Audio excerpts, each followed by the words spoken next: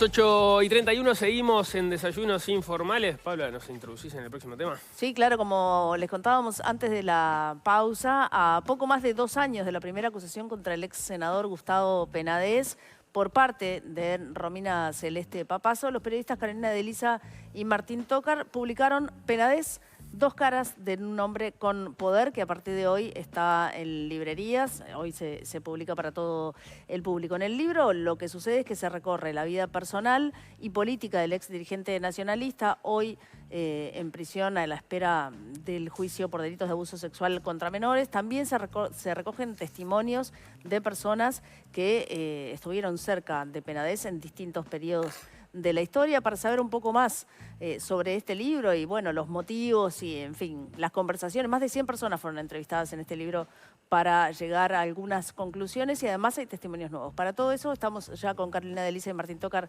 en nuestra mesa. Bienvenidos, muchas gracias por estar acá. Gracias. Muy buenos Bienvenidos. días. Bueno, como decíamos, esto empezó hace más de 2 años, o sea, casi que a poquito tiempo de que saliera la primera denuncia contra Penades. Y ahí lo que me gustaría saber es si ustedes empezaron a escribir esto porque dijeron, acá hay una historia, simplemente contar la historia, o veían que faltaba algo, que no se terminaba, que faltaba información en todo lo que iba apareciendo.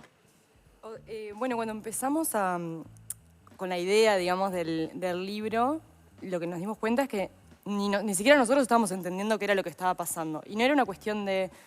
Obviamente él en ese momento recién estaba siendo denunciado, creo que ya estaba imputado, pero recién empezaba. Y nos parecía que teníamos que explicar o tratar de entender cómo fue que un hombre que estuvo más de 30 años en el sistema político, o sea, súper respetado, con una trayectoria impresionante, podía haber tenido a oscuras o, digamos, a espaldas de la sociedad toda esta otra vida. O sea, cómo se explicó que nadie vio nada, que nunca nadie comentó, etcétera. Y ahí empezamos a buscar, a tratar de buscar esa explicación que fue, digamos, todo el proceso hasta ahora. Y ahí dieron con el testimonio nuevo, el que aparece, una víctima que no hizo la denuncia, que ahora vive en España, que es Javier Viana. ¿Cómo, si se puede contar, cómo dieron con él, cómo lo encontraron? Sí, fue en una etapa primaria de la investigación, hace 1 año más o menos. Está la fecha ahí en el libro del momento en que lo contactamos. Y en verdad fue tirando así de una cuerda de ver los vínculos de Penades y los testimonios que denunciaban abuso de poder a lo largo de los años, ¿no? Y de las décadas, podríamos decir. Que apareció el dato de que había una persona que había trabajado en un canal de televisión y que en un momento Penades fue a ese canal de televisión, y es Javier Viana, que habla en el libro, dice que tuvo ahí un momento muy incómodo, que lo tenía que maquillar y al final él no lo maquilla. Y a partir de eso, que quedó como en el recuerdo de unos pocos, fuimos viendo si lo podíamos ubicar y contactar, y finalmente pudimos contactarlo. Y lo más importante, aparte de obtener su testimonio, fue que él estuviera dispuesto a declarar con su nombre, su identidad verdadera, y no digamos a través de un seudónimo, que nos daba, creo que una mayor seguridad de que él estaba dispuesto a validar esto públicamente. Que esto ha sucedido, digamos, en otras investigaciones periodísticas de este tipo de cuestiones, que muchas veces se apela a... ¿Él mostró esa disposición a priori o fue parte del ejercicio tratar de persuadirlo para que dé la garantía de su identidad? No, fue un proceso. O sea, al principio, o sea, no hablábamos a través de él, era una persona que lo conocía y decía, bueno, yo no sé si puedo, porque además a la vez ni siquiera tenían el contacto de él, o sea, fue a través de una red social de alguien, se había perdido el vínculo. Bien. O sea, entonces hubo que primero acercarnos a esa persona para que después hablara con él y le dijera, mirá, están haciendo esto. Él no estaba ni siquiera al tanto de lo que estaba pasando con Gustavo Penades. O sea, en realidad se había enterado cuando la primera vez que hablamos con él, hacía 15 días había estado una uruguaya amiga que también hacía años que no veía, y le dice, ¿viste lo que pasó con Gustavo Penades? Y ahí él le cuenta a esa mujer, mirá, yo tengo esta historia, pero fue como muy rápido, y cuando nosotros lo llamamos, él no tenía mucha idea de qué estaba pasando acá. Porque él como que cortó vínculo con Uruguay. O sea, fue a hacer su vida a España y... Es importante cuando él cuenta su historia, que él empieza el vínculo con Penades cuando tenía 17 años. Sí. Es la versión que él da en la charla con ustedes. Exacto, sí. Después nosotros debatimos mucho porque hay cosas que él las dice y él las asegura y las reafirma. Primero es un poco vago, después en conversaciones posteriores fue afinando algunos detalles, quizás matizando otros. Y entonces nosotros, bueno, se nos generó el debate periodístico de decir, bueno, tenemos este testimonio, una persona que da la cara y da su identidad y se hace cargo de lo que está diciendo. ¿Hasta qué punto podemos, se puede confiar en lo que está diciendo? Y ahí también buscamos validar algunas de las otras cosas que él decía. Y obviamente el testimonio, siendo un testimonio de casi 30 años, tiene algunas cosas que no se pueden decir con certeza de los detalles más mínimos, ¿no? de cómo sucedieron las cosas. Las fechas también, muchas veces nos pasa a nosotros que tenemos recuerdos de algo, pero no podemos precisar perfectamente la fecha, ¿no? de algo que pasó hace tanto tiempo. Pero nos parecía que lo que sí estaba validado y lo que era relevante, por lo menos en un primer plano, era la relación abusiva que se generó con Penades. Eso quedaba meridianamente claro, y que después otro tipo de detalles que agregarían o matizarían esa cuestión, bueno, quedan para seguir profundizando, pero allí está para leerse. Claro, en concreto en este caso es porque él parece estar relativamente seguro de que, o seguro de que la relación comienza con los 17 años, pero hay algunos episodios que se dan en el tiempo donde ahí ya no es tan claro si tiene 17, si tiene 18. Exacto. Pero bueno, esa es parte de la discusión, pero sí sirven para componer qué era lo que pasaba en esos encuentros y en esas etapas. Y sobre todo por una segunda cuestión que esto sí lo confirmamos más sobre el final y nos dio también más seguridad en la importancia de ese testimonio, que es que hay personas que declararon en fiscalía o en la justicia, incluso testimonios que, por ejemplo, el de una mujer trans que cuando todavía era varón estuvo con Penades, también dice que empezó ese vínculo que era a través de retribuciones, era mayor de edad. E igual es un testimonio que Fiscalía considera que es relevante para el contexto y para el armado, digamos, de la historia y de la causa. Una de las razones es que ese testimonio relata situaciones también como de violencia y de abusos, incluso en la mayoría de edad. Estamos hablando del testimonio de Viana. Claro, pero digo que vinculado con el... también alguien en la justicia, que no se conocen y no podrían saber el uno del otro, relatan cuestiones parecidas. Incluso nos llamó la atención leyendo aspectos de esa declaración en fiscalía y después validada en una declaración anticipada, que hay cuestiones del lenguaje o de cosas que dicen que Penades decía que son muy similares, ¿no? Aspectos de estrato, denigrando a las personas que hacen al contexto, ¿no? Porque creo que la causa de Penades en la justicia obviamente se reduce sobre todo a la cuestión de la minoridad, porque ahí hay un delito muy claro, pero después hay otras cuestiones que hacen a la historia y al ambiente de abuso que creemos que son de relevancia pública y que estos testimonios también contribuyen a eso. Claro, de hecho, como vos decís, y el libro da cuenta de eso, la propia fiscal está haciendo ese trabajo. Ustedes mencionan, yo no sabía que eso había ocurrido, que, por ejemplo, en 2014 hubo un caso con un policía en Punta del Este que fue relativamente público porque se habló de un senador que había tenido un altercado con un policía porque lo había abordado en la calle y no quedaba muy claro el contexto de qué problema había surgido ahí.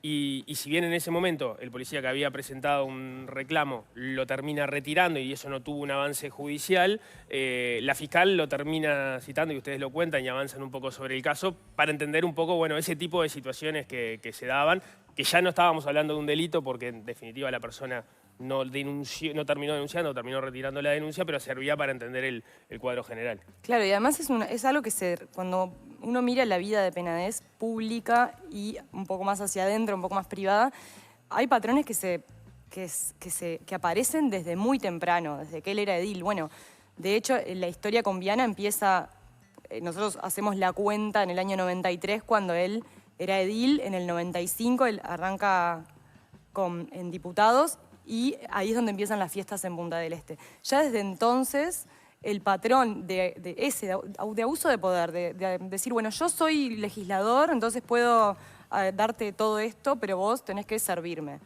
Y no es solo en lo sexual, es en el manejo, porque cuando uno mira los vínculos de Penades en la política, en su entorno político, también las personas que lo rodeaban sentían ese respeto que algunos incluso lo dicen, creo que en Fiscalía, y no me acuerdo si lo llegamos a poner, pero dice, se asemeja mucho al miedo, o sea, es respeto y es un poco de temor a la figura de él. Incluso en los relatos sobre los encuentros o en su casa o en la casa de Punta del Este, más allá de que Viana por momentos no recuerda si él mismo era menor o mayor en ese momento, sí advertía la presencia de menores. Sí, y eso también lo declaran algunos otros testimonios en la justicia y en fiscalía. Que de hecho incluso cuando las personas, las víctimas empezaban a crecer, dejaban de ser interesantes o atractivas para el propio Penades, ¿no? Claro, eso lo dicen sí también algunos. Claro, sí, varios. Ahí en ese submundo oscuro, ¿no? Porque esto también sucede generalmente en el ambiente de la noche y de personas también que generalmente están en contextos muy, muy vulnerables. Hay muchas cosas que se dicen, que se saben, pero que claro, que ninguno dice, o ninguno no, que muchos dicen, bueno, en mi caso no, pero sé perfectamente de otros, y bueno, ir confirmando y atando esos testimonios es parte del trabajo intenso que tiene la Fiscalía. Algo que me llamó la atención creo que a todos llama la atención todo el tiempo que esto estuvo ocurriendo y que no viera la luz pública antes. Pero ustedes, por lo pronto, en las primeras páginas hacen un repaso que dicen, esto estuvo muy cerca de emerger antes y no terminó ocurriendo por distintas razones. Yo mencionaba ahora el caso del 2014 del policía, donde estaba el rumor de que había sido Penades, pero ningún medio lo terminó confirmando ni publicando. Antes estuvo el caso de Viana, que mencionaba Paula, donde él aparece en una entrevista y digamos, el entorno de ese programa al que él iba se enteró de que había habido una situación de violencia con Viana. Pero ustedes también cuentan un caso de un programa de televisión de Canal 5 que empieza a hacer una investigación a propósito de trabajo sexual en Parque Valle, y ahí el nombre de Penades aparecía recurrentemente e incluso aparecía el hecho de que había menores involucrados, que eran los clientes, y los clientes no, quienes trabajaban o eran explotados en realidad por Penades.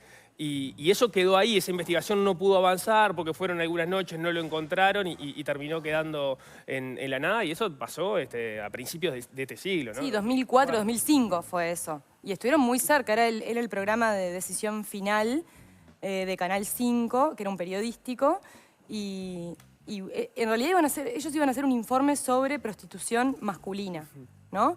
Y empezaron a buscar en el Gallito referencias, empezaron a ir, y ahí es que sale el nombre de Penades. Entonces es interesante la discusión que ellos tuvieron ya en aquel momento sobre qué hacían cuando había un político involucrado en una cuestión que a priori podía llegar a ser de la vida privada. Porque en realidad si a una persona usa prostitución o paga prostitución, o sea... No es delito. No es delito, no es delito. El tema era justamente ese, decía, la periodista que estaba trabajando en este informe decía, bueno, pero pasa que hay menores. Y la discusión que se dio, bueno, ¿cómo hacemos para denunciar a un legislador? ¿Qué pruebas necesitamos? Claro. Y ahí creo... No llegaron a las pruebas, o sea, la realidad es que no tenían pruebas como para... Tenían solo los testimonios de la gente que estaba en el Parque Valle. Sí. O sea, por poco ese hilo se cortó ahí. Y la periodista en un momento les comenta, esto en algún momento se va a saber. Como dijo, bueno, pasaron 20 años. 20 años. Otro de los aportes interesantes del libro es la primera entrevista con Taroco, el exdirector del Comcar, Carlos Taroco, hoy condenado. ¿Cómo se construyó? ¿Cómo pudieron llegar a persuadirlo para que verdaderamente de esa entrevista dé su testimonio? ¿Y qué elemento principal les parece que arrojó el encuentro? No, ok. No, con Taroco, él aceptó un juicio abreviado, así que está preso en Río Negro. Y en realidad él tiene, o sea, él acepta su responsabilidad, o sea... Su participación en esa trama. Sí, él la acepta, o sea, sabe que lo que hizo no estaba bien, que se dejó llevar por el poder, por el reconocimiento. Él pensaba que estaba haciendo algo que podía mejorar su carrera, ¿no? Porque decía, bueno, estamos haciendo una investigación que, en definitiva, argumenta él, es lo que dice siempre, hacer inteligencia, investigar, desbaratar cosas ocultas. Pero claro, el tema es que el foco estaba en los denunciantes porque creían en esa conspiración que argumentaba Penades que estaban haciendo en su contra. Entonces, él acepta esa responsabilidad, pero al mismo tiempo tiene como una mirada de que la fiscal se puso la camiseta. Dice, yo también me la puse, pero capaz que la fiscal le puso más corazón que yo. O sea, entiende que hay como sentimientos o ganas de ganar más allá de la argumentación o las pruebas que haya. Bien. Y bueno, nada, y va un poco por ahí. Y lo otro que él relata, a ver, creo que hay en muchos de los protagonistas de esta historia, el personaje principal y los personajes secundarios, muchas veces autoconvencimiento de realidades que no necesariamente son tal cual se autoconvencen. Como que también cada uno se construye un relato de cómo fue su participación que quizás es un poco distorsionado.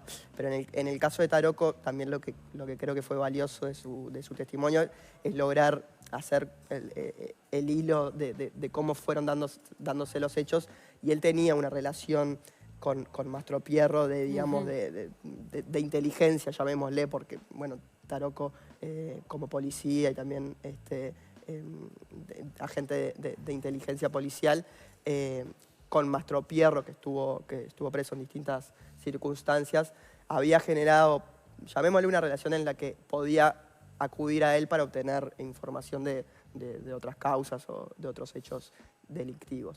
Y él lo que dice es que a raíz de ese vínculo estaba convencido de que Mastropierro lideraba una red de prostitución o de taxi boys que al mismo tiempo la utilizaba para extorsionar a determinadas personas y que en esa realidad es que se enmarcaba la causa de Penades. Esa fue su hipótesis inicial, que también como que se juntó con algunas de las hipótesis de la teoría del caso de la defensa de Penades, y ahí fue Lo de la trama, cuando se hablaba de la trama. Exacto. Y por ahí fue que tiraron, digamos, los tiros para tratar de confirmar esa versión, que no lograron atarlo. De todos modos, da la impresión de lo que aparece en el libro, y creo que de hecho era parte de lo que se destacaba ayer en alguno de los portales que avanzaron sobre el libro, es que, digamos, la hipótesis de Taroco en este momento es, hubo cosas que se inventaron, pero hubo cosas que sucedieron, ¿no? O sea, en ese cúmulo de testimonios y cúmulo de denuncias que hay sobre la figura de Penades, de repente sí, hubo algunas que estuvieron propiciadas por eso y hubo otras que él dice, bueno, sí, Penades parece haberlo hecho. Sí, él no llegó a información. En realidad, la realidad es que ese grupo no llegó a información como para afirmar su teoría, y tampoco es que llega información para acusar a Penades. O sea, en realidad dice, bueno, yo no me puedo hacer cargo de todo. O sea, desconfío de Mastropierro, sí. O sea, él incluso dice, lo conoce, y es una persona muy inteligente, que es capaz de todo esto, que tiene antecedentes vinculados, además, no judiciales, pero sí se sabe, y de hecho lo ha contado Mastropierro, que él se hizo de $300.000 por un acuerdo con un empresario, de quien no habla, o sea, a cambio de silencio, ¿no? O sea, no es una cuestión judicial, es verdad, no hubo denuncia, pero es verdad que es posible que él haya, o sea, lo ha hecho antes, ¿no? Pero con Penades tampoco tiene como defenderlo más allá de eso. O sea, no tiene cómo poner las manos en el fuego, nadie tiene cómo poner las manos en el fuego, porque se trata de la vida íntima de una persona. Por eso también creo que uno de los mensajes que está subyacente a lo largo del libro es esta cuestión de las dualidades. Como que hay algo que se puede saber y otra parte que no se puede saber. Hay algo que cada uno de los personajes cuenta, pero otras cosas que quizás esconde. También hay cuestiones que parecen estar bastante atadas en cuanto a que efectivamente sucedieron, y otras que quedan dudas razonables o que por lo menos puede quedar sujeto a la especulación. Y bueno, nosotros, que también lo discutimos mucho eso, va a haber cosas a las que no vamos a poder llegar a afirmar rotundamente, y también teníamos que abrazar esa incertidumbre que hay que ver hasta qué punto se logra dirimir en el juicio, y probablemente también lo supere, ¿no? O sea, que vayan a quedar cosas que puedan ser debatibles incluso después de que haya una sentencia para un lado o para el otro. Hay algunas cosas del libro que el libro ordena mucho, además de las novedades, ordena como el caso, ¿no? Porque uno después se va olvidando o va pasando el tiempo y hay cosas que ni siquiera te acordás, pero hay una parte puntual del libro que, bueno, se titula El relato de las denuncias y testimonios, completa una línea de tiempo que se ordena de la siguiente forma. Entonces ahí empiezan a aparecer cada una de las denuncias con el año en el que sucede y la edad de las personas que denuncian. Entonces, por nombrar algunas, aparece en 1995, la persona que denuncia dice que tenía 16 años, que lo conocía desde los 13, después del 78 al 81 hay una persona que dice que fue abusada sexualmente desde los 9 años y así sucesivamente, que es lo que genera mucho impacto porque está todo junto, todas las denuncias juntas y todas con edades entre 9 y 17 años.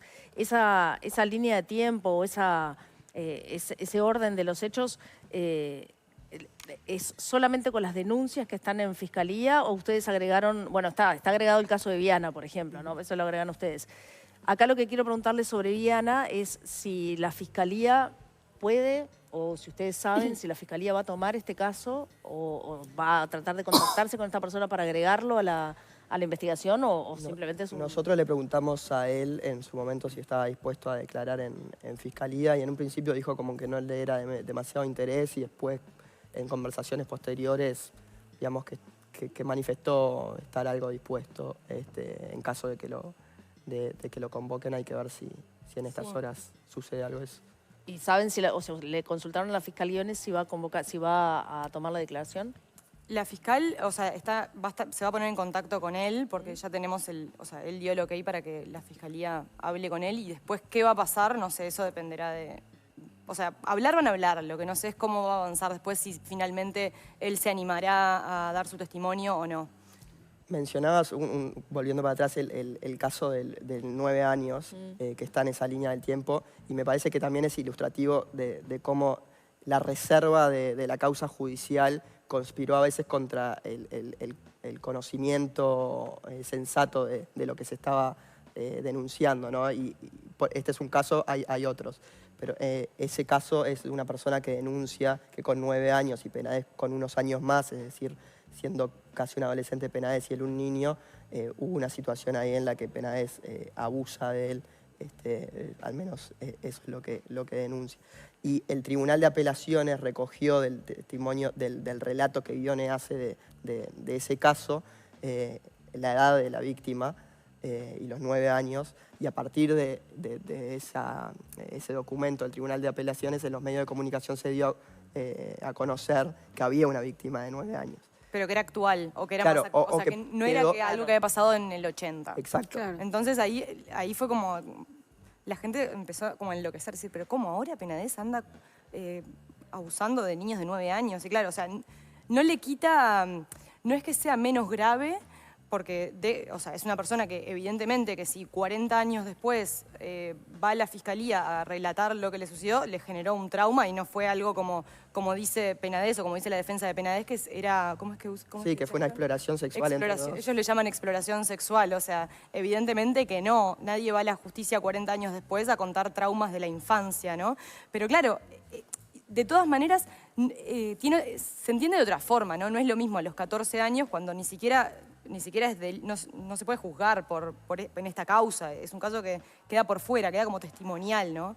Pero claro, se empezó a entreverar, ahí se empezó a entreverar un poco la cosa, que fue, creo que después, a nivel público, lo que se fue conociendo era muy complejo. O sea, escribir este libro durante el proceso de la investigación fue muy complicado rearmar, porque todo lo que salía era como entreverado, se iba embarrando cada vez más, ¿no? Y hubo que en algún momento ir para atrás en alguna cosa que ya tenían escrita y cambió todo. Sí, todo el tiempo. O sea, cada vez que avanzaban las semanas o los días era como, ay, no. Y revisar lo que habíamos hecho y volver y reescribir. Eso fue un trabajo de rearmado constante hasta los últimos días. ¿Cómo fue la discusión entre ustedes a propósito del estatus judicial que tiene el caso, de que todavía no hay una condena y por lo tanto Penades es inocente hasta que eso ocurra? De hecho, él sostiene su inocencia y por eso no ha ido a un acuerdo abreviado. ¿Cómo lo manejaron ustedes a la hora de entrar en estos tipos de detalles? pienso, por ejemplo, están de manera muy vívida, graficadas como eran esas fiestas en Punta del Este, cosas que no necesariamente, más allá de que ahí está la sospecha de que participaban menores, pero que no necesariamente constituyen delitos, que podrían entenderse como parte de la vida privada de alguien que todavía no es culpable. ¿Cómo lo discutieron ustedes a la hora de decir, bueno, esto va o esto queda fuera, capaz que hubo algo que quedó fuera? Bueno, fue una discusión intensa y prolongada en el tiempo. O sea, como que cosas que resolvíamos o conclusiones que sacábamos, después las revisábamos. De hecho, las conversamos con algunas personas también para obtener miradas ajenas. Y obviamente no hay una solución perfecta. Se trataba de considerar en esos casos qué podía aportar a la construcción del personaje que teníamos también validado de distintas formas. Pero respecto a la decisión de largar el libro en medio del proceso, es decir, sin esperar a que haya una sentencia, o eventualmente una sentencia que aparte después podrá ser apelada y tener distintas instancias de apelación, nos parecía que ya de por sí el caso es uno de los más relevantes quizá del siglo en Uruguay, de una figura pública por los delitos que se le acusa, y estaba lo que sabía la ciudadanía, lo que sabíamos todos, estaba un poco fragmentado, o sea, era la información fragmentaria. La reserva, que tiene obviamente sus razones, también implicaba no conocer del todo bien qué era lo que se estaba diciendo o qué era lo que se estaba denunciando y qué pruebas o evidencias había, pero al mismo tiempo había una historia de un personaje, es decir, quién es esta persona que hoy está enfrentado a esta causa judicial. Una causa judicial que nosotros lo decimos en el libro, puede tener novedades, idas y vueltas, pero que la historia de esa persona ya constituye algo que es relevante también para conocer cuál es el contexto en el que transitó todos estos años y en el que se podrían haber dado las situaciones de abuso que deberán probarse en la justicia. Lo que periodísticamente creemos que se puede decir es que Penades durante varias décadas abusó de su poder en distintos contextos, en distintas situaciones. Después el detalle de cada uno de los casos y cada uno de los testimonios que se aportan y cómo soportan el umbral de pruebas que se necesitan en la justicia es otro tema. Y también abrimos la posibilidad de que sí, que efectivamente algunos de los testimonios no sean exactamente como se esté diciendo. O sea, eso nosotros no lo podemos asegurar, podemos tener, digamos, alguna visión al respecto, y de hecho en algunos casos hasta tenemos algunos matices naturales, como lo podemos tener entre todos, pero o sea, el poder asegurar eso que decía antes del abuso de poder, creo que ya es un paso que es relevante. En estas más de 100 entrevistas que hicieron para este libro, como ustedes lo cuentan, hablaron con gente que dio su testimonio o gente incluso que quizás quisiera respaldar al senador en su actuación. ¿En todas estas charlas hubo alguien que trató de que esto no saliera, que no se hiciera público? Sí, creo que era un libro bastante incómodo. O sea, yo creo que en ninguna entrevista no fue fácil. No fue fácil, me refiero a... nadie quería que esto saliera. Este libro saliera en este momento al menos, ¿no? En medio de una causa judicial. ¿Nadie de los entrevistados o personas que no aparecen mencionadas? No, digo, muchos de los entrevistados, te diría que la mayoría no estaban cómodos tampoco con... O sea, fue un proceso hablar con ellos. De hecho, en muchos casos, lo que nos pasaba es que la primera vez sabíamos que lo que nos había dicho no era lo que tenían para decirnos y tuvo que repetir la instancia varias veces para llegar realmente como al corazón de lo que había ahí atrás. Y eso nos pasó repetidas veces. Y en ese proceso también aparecían cosas que sabíamos que no eran ciertas. Y decíamos, salíamos de la entrevista y decíamos, nos mintió. Nos mintió. Sí, nos mintió. Y al tiempo, de vuelta. O sea, generaba incomodidad porque... ¿Quiénes mentían? ¿Cómo? ¿Quiénes mentían? Y bueno, varios. Hubo varios que al principio, o sea... También hay que entender que los involucrados, las personas que conocían a Penades desde un lado u otro, también estaban procesando todo lo que estaba pasando, ¿no? Y eso implicaba saber dónde había estado parado uno todo ese tiempo, porque si vos sabías o tenías indicios de que la persona que tenías al lado era un explotador sexual y miraste para el costado, también te pone en un lugar incómodo. Y reconocer eso, reconocer que vos tenías esa sospecha y no la dijiste en su momento, te hace un poco culpable. Te hace culpable éticamente o Claro, moralmente, moral. no me refiero a la cuestión penal. Pero también por eso hubo que ir como ajustando. Yo creo que ahí estuvo la mayor dificultad, de poder sacarle como lo más cercano a la verdad. Y también hay algo bastante humano ahí de gente que era muy cercana a Penades y que procesa como una doble angustia. Por un lado, de que si es cierto todo lo que se dice, hay una especie de como yo no lo llegué a ver, o si yo pude haber tenido una sospecha y no la tuve, o si la tuve y no dije fui nada. consecuente con eso, que puede haber de todos los casos. Nosotros de eso tampoco podemos afirmarlo, pero y por el otro lado es si algo, al menos una parte de lo que se está diciendo, después se prueba que no es o queda la duda de si es, yo también salí como antes a juzgarlo. Entonces, pase lo que pase, y esto nos lo dijeron muchas personas que lo conocían y lo apreciaban, algunas que hasta lo aprecian todavía en medio de esa angustia, creo que es como una situación en la que ninguno de los escenarios que se dé a futuro les es cómodo. Bueno, un poco relacionado con lo que decís, me quedan dos preguntas. Una es si entrevistaron, si alguna de las entrevistas que hicieron resolvieron no incluirlas en el libro, o si tenían pensado invitar a personas que, al final de cuentas, rechazaron la invitación a participar. No, dos cosas. Sí hay cosas que dejamos afuera por inverosímiles, o sea, esto no tiene cabida, no personas, no entrevistados, pero sí partes o sea, información. Y después, obviamente, nosotros le pedimos una entrevista a Penades, que no... ¿Que no accedió? Que no accedió, o sea, al principio él se mostraba como accesible, decía, bueno, sí, podemos conversar, capaz que en una entrevista, pero podemos tener una conversación. Pero eso a lo largo del tiempo se fue como diluyendo y después la defensa de él claramente quería ir por otro lado y bueno, no. ¿Y familiares de Penades tuvieron contacto con alguno de ellos?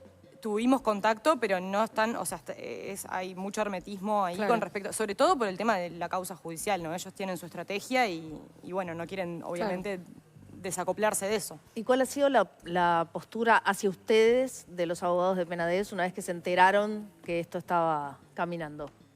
Bueno, ese también fue un trabajo bastante intenso de ver si podíamos contar con su presencia, digamos, declarando, y bueno, también pudiendo contrastar algunas cosas de las que teníamos, y también fue algo que se fue diluyendo con el tiempo y que nos quedó claro al final que su estrategia era no participar. Por lo que pudimos saber, digamos, como por fuera, era que esa estrategia de no participar tenía que ver con no validar algunas cosas que estaban dichas en el libro. Sentían ellos que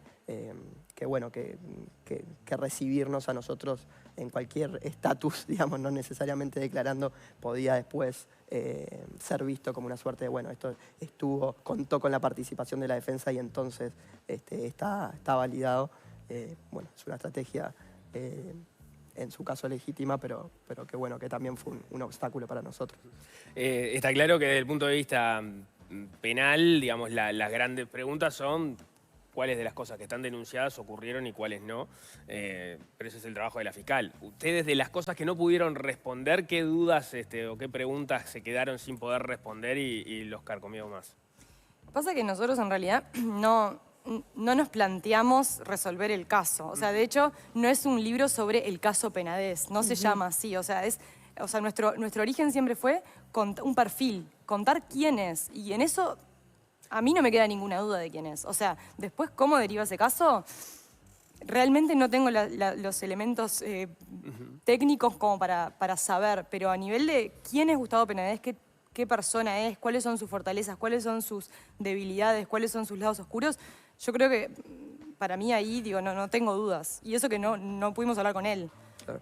pero está bastante bien rodeado. Sí, creo. en un momento antes de ir porque se divide en dos partes el libro a grandes rasgos, una parte más de perfil y otra en la que el perfil se complementa con aspectos de la causa judicial, y en un momento al dar inicio a ese segundo capítulo, planteamos que hay como tres formas de ver este caso y tres categorías de posturas que vimos de la gente ante este caso, ¿no? Una que dice Penades es totalmente inocente, todo lo que se dice es falso.